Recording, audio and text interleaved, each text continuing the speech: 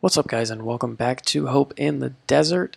We are just about at the first year player draft, June 4th. We are 31 and 28, so Arizona Diamondbacks having a much better season than last time. It was looking a little bit shaky, can't lie to you.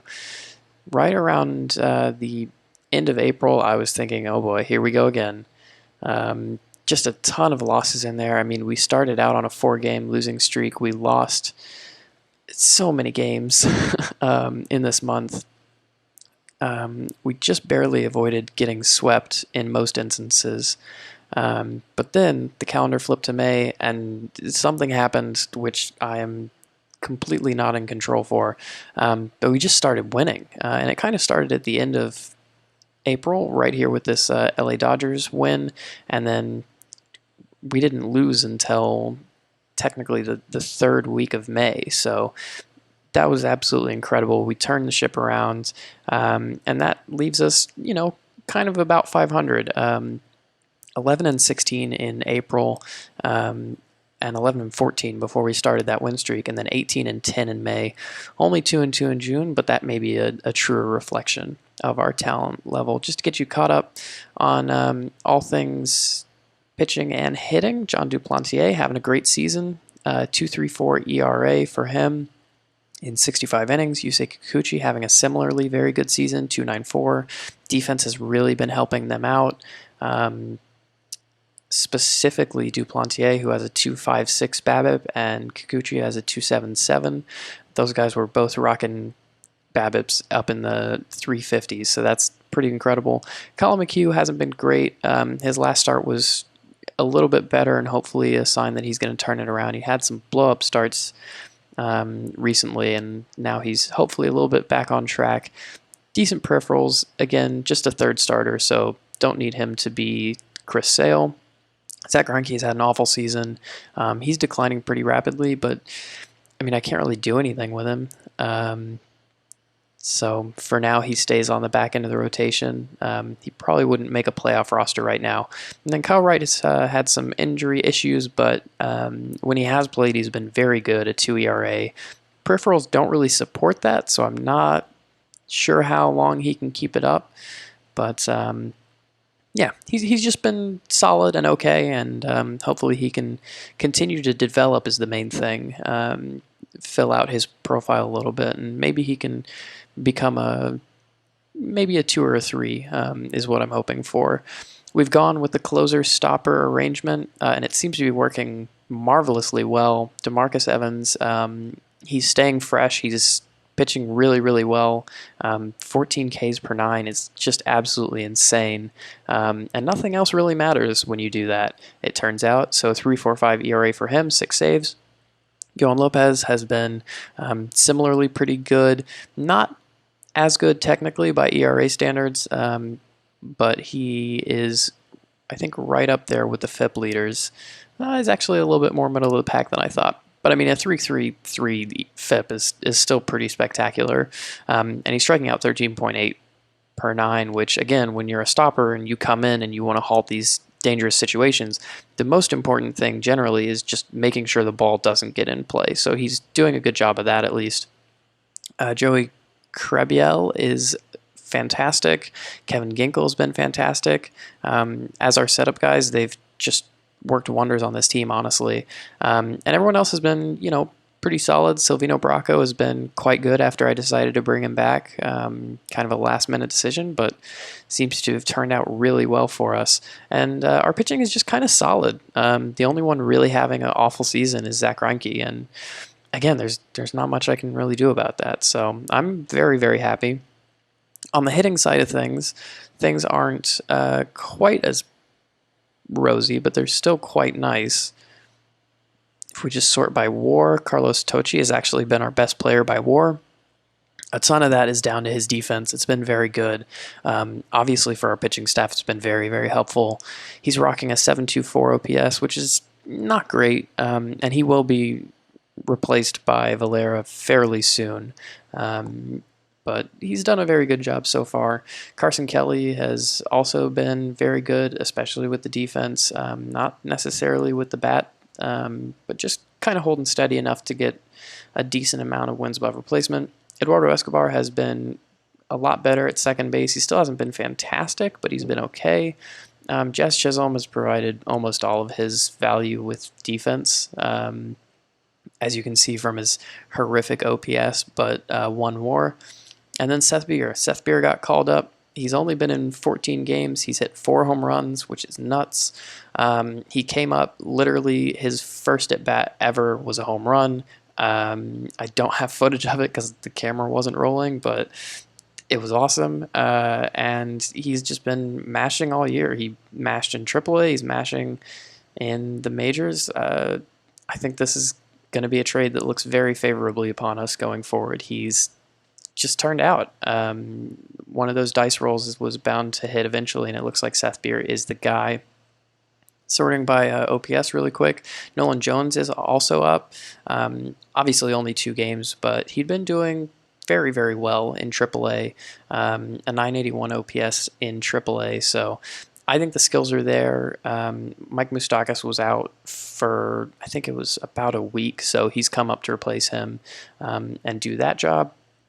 Luis Gonzalez is our best regular who hasn't, who's been here the whole season, excuse me. He's, I mean, not exactly the Luis Gonzalez that his ratings say that he should be, but he's pretty good. I mean, he's on pace for 36 home runs, 25 doubles, 790 OPS. It's, very above average. Nothing crazy and spectacular, but he's finding his footing a little bit, and hopefully he can really start to turn it on towards the second half of this season.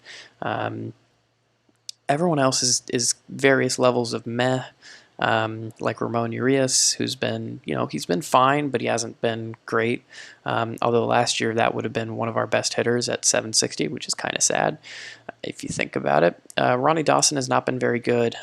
It's very possible that Tochi just slides over into left field to cover for Dawson, because Dawson's been right below average, just not very good at all. And then the rest of the guys are backups, but LeCastro, Wilson, Smith, and Yerzy all have been doing various shades of bad. Yerzy is super interesting, actually, really quick. So his OBP, on-base percentage, is like 23%, which is just dreadful. But the dude has 4 home runs in only 49 at-bats. So his slugging percentage is huge, and therefore his OPS is kind of okay. His OPS plus is bad because that's not how you should do it, but it's just a very strange thing that I thought was a little bit interesting. Anyway, all that to say, we're just hanging in there. Our pitching is very good right now. Our batting is kind of meh, but I think it's getting better, especially with Beer in the lineup. And we'll have Nolan Jones for maybe a day or 2 more until Moustakas comes back, although I'm considering just maybe sending Moustakas on like a month-long rehab journey and just kind of running with the kids for a bit. That may be something that we do. Valera's going to be up very soon. He has been crushing it down in AAA. And I mean, he just looks ready, so he's going to be up within, I gotta think, the week. So he should be very, very good up at the major league level, and it's all kind of coming together. Hopefully, is the way that I'm thinking about it. So that's all very positive. And now we get to go to the first-year player draft, which, despite being one of the better teams in our division and in the wild card race, we actually get the number 2 pick, which is awesome. So let's go ahead and jump into that. And very quickly, it looks like, let's turn that to all players. So not a ton of pitching up top. Looks like Dan Bryan is the best pitching prospect, who doesn't look amazing. And Brady House is the best hitting prospect, so that's very interesting. Let's see which one of them gets taken. It was none of them. It was Sergio Morales, who, in fairness, looks pretty good. So anyway, that's Minnesota's pick, I guess, which leaves us with the top guy on our board. I will see if anybody comes close, but right now it looks like the pick is going to be Brady House. So the closest I can come is Luke Leto. He's a 2-way player who can't really pitch. The bat looks very good. The defense is obviously not nearly as good as Brady House's, though. And then the other one would be Nick Bitsko, who's a bit of the reverse. He actually can pitch, but the hit tool is not as good.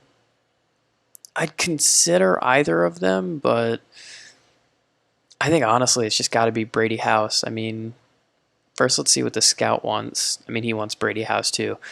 I mean, he's 18 years. Oh, it's his birthday. Wow. Okay. Yeah, he's 18 years to the day, and his defense is very, very good for a shortstop, and his hit tool is still very special. So I just can't really imagine a better player than this. Even OSA thinks OSA thinks that he's Jesus. Oh my goodness, those ratings.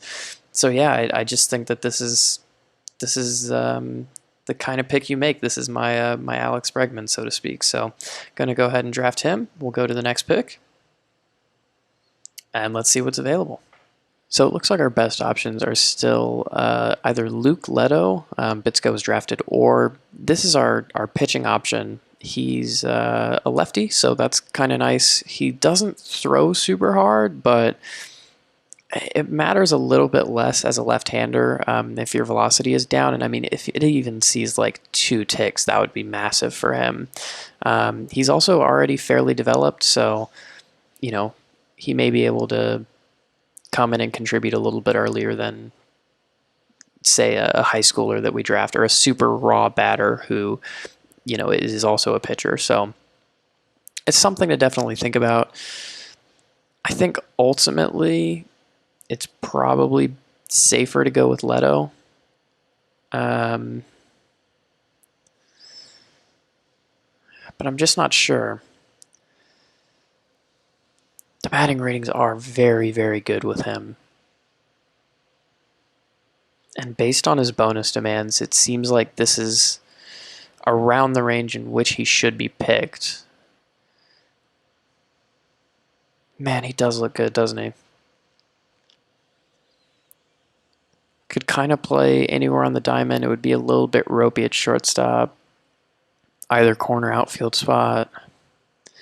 He's super raw. I wonder, I can go relative to, let's say, the Arizona Rookie League. How do his ratings look? So he's raw even by high school standards in terms of hitting ability.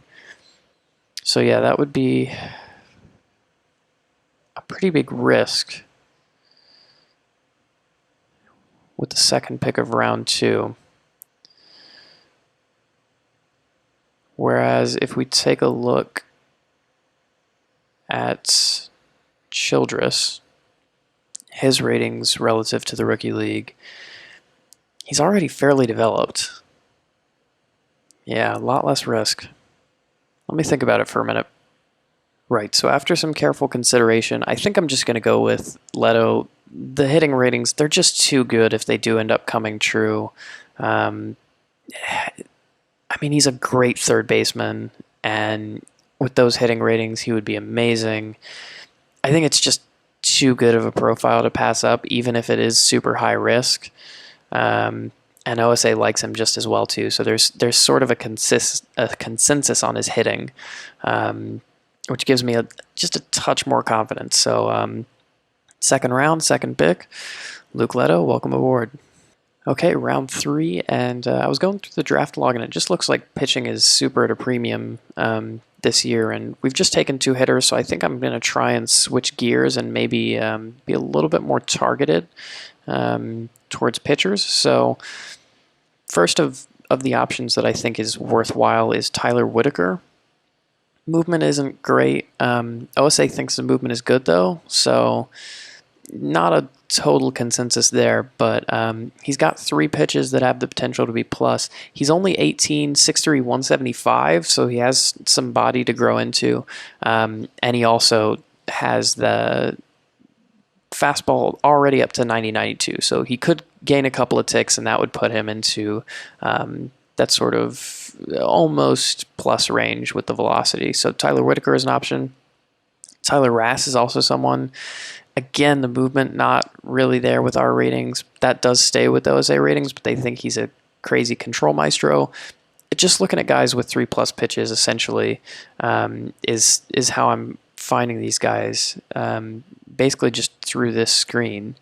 And there's just not a ton available, which I guess is why pitching went so quickly in the previous rounds. Is just because maybe there's not a ton of depth here. Christian Scott, also somebody who's a little bit interesting. OSA actually thinks he's a good pitcher. We're not quite as high on him, especially with the control. A college guy, so I don't know, maybe less upside. Difficult to tell. I just think in terms of guys with 3+ pitches, though, right now Tyler Whitaker is our best option. So I'm going to go ahead and go Tyler Whitaker here, and then we'll reevaluate our options in the next round. Right, so I've spent a lot of time evaluating our options for round 4, and honestly, there's just nothing out there, guys. If you want a starting pitcher that has any amount of stamina, there are so few guys without huge, blatant flaws.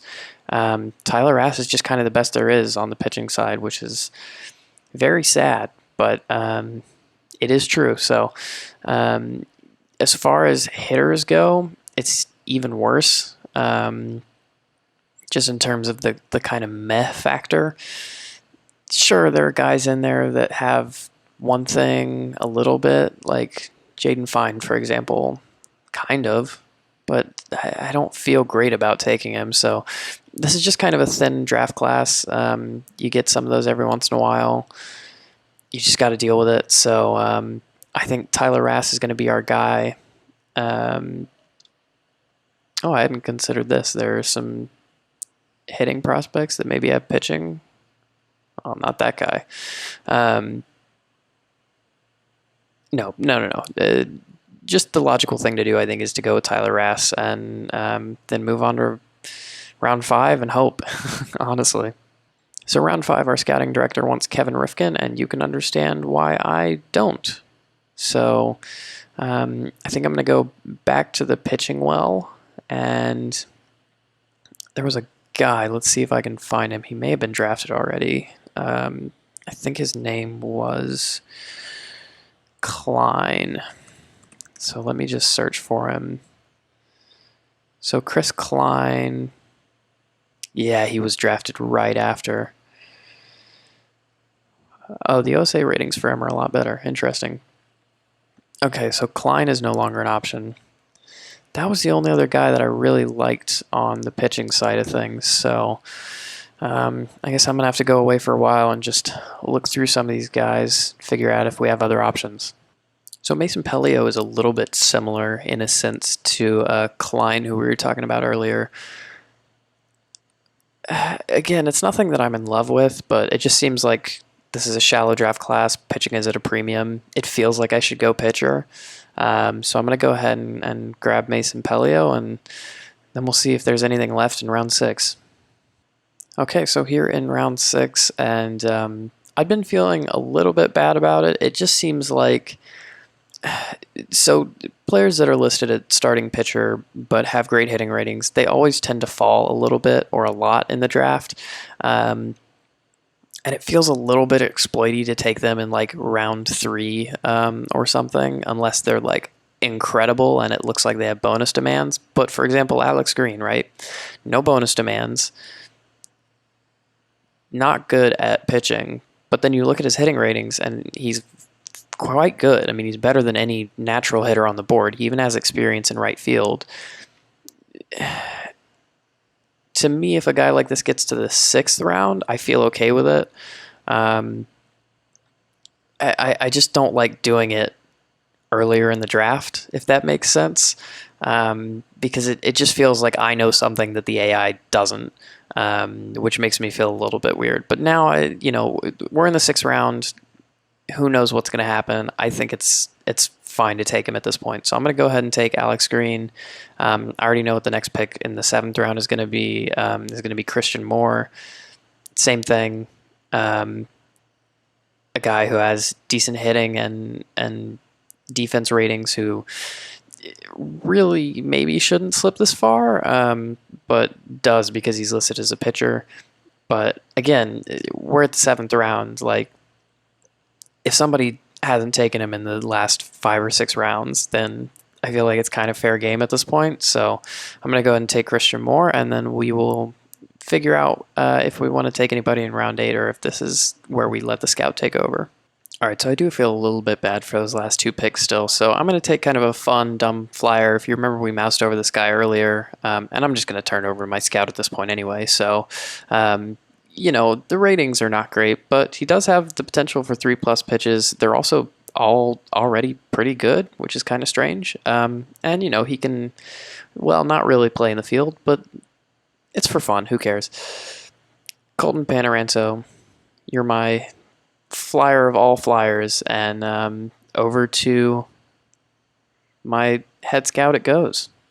Okay, and there we go. First year player draft is concluded, and honestly, I'm fairly happy with it. It feels like we got 2 blue chip prospects, Brady House and Luke Leto. I'm gonna go ahead and I can't do that until I sign him, but I'm gonna immediately switch him over to be a third baseman, I think, and then some, I think, decent pitching prospects, not amazing ones, but Whitaker, Rass, and Pelio, one of those could probably become a third starter, which I think is fine. Everyone else obviously is automatically signed unless they're impossible.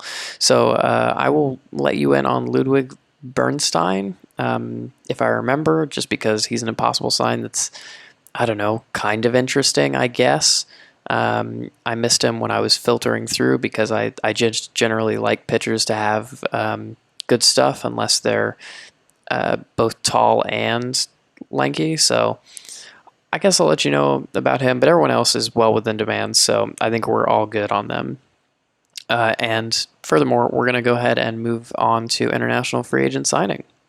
Although before we get there, let it be known that it is George Valera Day. We're starting to slip in the standings, unfortunately, thanks in part to this enormous losing streak in the middle of the month. It's starting to feel an awful lot like April. So I was feeling like we just needed a spark. I waited until after the Mets series because they have the best pitchers in baseball, and I didn't want to throw them into the fire like immediately. But Oakland has 2 kind of lackluster starters. Colorado is Colorado, so hopefully that'll help his hitting out. And then my hope is that by that point he'll be adjusted. Let's go ahead and go through today so we can see how he did in his first game. And he got 2 hits in 4 at-bats, struck out once, and scored. So, I mean, that's pretty awesome. We won't look at the results and pretend that it didn't happen. But yeah, we'll move on to our international free agent signings now. Well, this is obviously not where I wanted to be on July 2nd. 7 games out of a wild card spot. It's pretty disappointing, to be honest with you. George Valera has been amazing, though, so that's something. He's been just absolutely incredible. Obviously, it's only 24 at-bats, yeah. So it's not much, but I mean, he's had a record of dominance in previous stops. It looks like it's just continuing. He's already been worth almost 1 win above replacement, which he hasn't even played 8 games yet, so that's pretty incredible. That's not going to continue, but it's awesome. I just really don't understand how we're this bad. I mean, our starters ERA, as far as I'm concerned, is good enough. 4.35 ERA, that should be good. I know it says 11th in the league, but I don't know. Maybe the National League, I'm just not used to managing in. It has to be better than that. But the bullpen is good. I mean, 3.52, that should be good. The runs scored is a problem, I guess, but I don't know. Yeah, I just really don't know. I'm not sure what to do. Let's check out these international amateurs. Hopefully one of them will make me feel better. And hello, Juan Petit, maybe is how that's pronounced. Work ethic, intelligence. Yeah, I think that's probably the guy. I'll take a quick look at Sergio Ochoa, but no, I mean he's not as good defensively and maybe also not as good offensively. So Juan Petit, you're not a center fielder, I'll tell you that right now. But I'll offer you the full $5 million, and hopefully that will be it. So that's talent added to our organization. I'm going to take this up to. I think the way we're going to do this is I'm going to take us up to the end of the Chicago Cubs series. We'll do a quick review of how we're doing to this point. And then next episode, we'll do the trade deadline. Either we're going to make moves to improve the team and really buckle down and say this is our year, or we're going to sell off the old players and let the kids play. It's going to be one of those two, but that'll be next episode, and then we'll finish out the season that episode as well. But for now, let's go ahead to the Cubs and see how we've done. Okay, well, we have kind of somehow turned it around. We are 1 game over 500, 2 games out of a wild card spot. And it's been really interesting because we had multiple injuries to deal with. Kyle Wright is out for 5 weeks. Duplantier was out for a week. Seth Beer is going to be out for a couple of weeks. And yet, we just started winning. We went on a 6-game win streak, which was really huge for us. Those 4 games against San Diego saw them just kind of plummet down the league. We were about even, and then we just put them underfoot. 2 losses at Chicago is not fantastic, but it was our only series loss going back to, the whole month. We hadn't had a series loss that whole month until then. So part of it was obviously George Valera just being almost immediately one of our best hitters.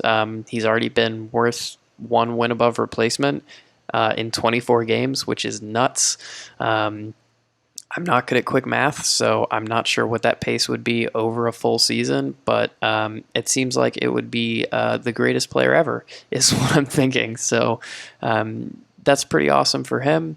And then Luis Gonzalez decided to be the star that we needed him to be in July. He put up a 1.176 OPS, which was just ridiculous. He hit 7 home runs, which was his second most in any month since May, when he also had a good month. So at least a little bit, it seems like our fortunes kind of go the way that Luis Gonzalez's fortunes go.